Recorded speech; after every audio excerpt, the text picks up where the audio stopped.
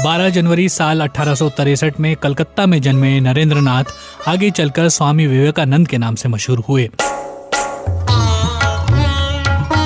स्वामी विवेकानंद की जब बात होती है तो अमेरिका के शिकागो की धर्म संसद में साल 1893 में दिए गए उनके भाषण की चर्चा जरूर होती है। ये भाषण उन्होंने 11 सितंबर साल 1893 को दिया था। ये वही भाषण है जिसने पूरी दुनिया के सामने भारत को एक मजबूत छवि के साथ पेश किया। लेकिन इस भाषण में स्वामी विवेकानंद ने क्या क्या कहा था ये कम ही लोग बता पाते हैं। स्वामी विवेकानंद के इस खास भाषण की खास बातें ये हैं।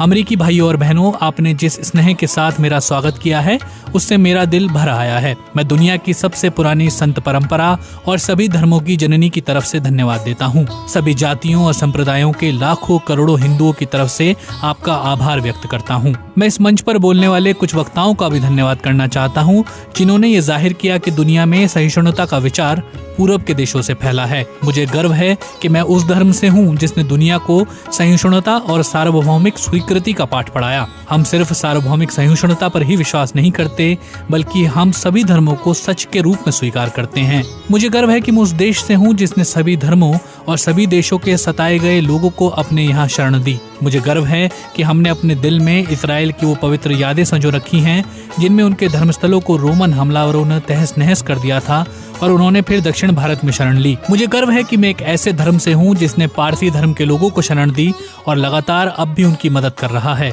मैं इस मौके पर वो श्लोक सुनाना चाहता हूँ जो मैंने बचपन से याद किया और जिसे रोज करोड़ों लोग दोहराते हैं। जिस अलग अलग जगहों से निकली नदियाँ अलग अलग रास्तों से होकर आखिरकार समंदर में मिल जाती हैं, ठीक उसी तरह मनुष्य अपनी इच्छा से अलग अलग रास्ते चुनता है। ये रास्ते देखने में भले ही अलग अलग लगते हैं लेकिन ये सब ईश्वर तक जाते हैं। मौजूदा सम्मेलन जो कि अब तक की सबसे पवित्र सभाओं में से है वो अपने आप में गीता में कहे गए इस उपदेश का प्रमाण है।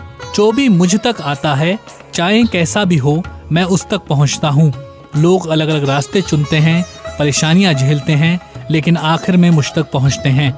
सांप्रदायिकता, कट्टरता और इसके भयानक वंशजों के धार्मिक हट ने लंबे समय से इस खूबसूरत धरती को जकड़ रखा है। उन्होंने इस धरती को हिंसा से भर दिया है और कितनी ही बार ये धरती खून से लाल हो चुकी है। न जाने कितनी सभ्यताएं तबाह हुई और कितने देश मिटा दिए गए। यदि ये खौफनाक राक्षस नहीं होते तो मानव समाज कहीं ज्यादा बेहतर होता जितना कि अभी है, लेकिन उनका वक्त अब पूरा हो चुका है। मुझे उम्मीद है कि इस सम्मेलन का बिगुल सभी तरह की कट्टरता, हठधर्मिता और दुखों का विनाश करने वाला होगा, चाहे वो तलवार से हो या फिर कलम से।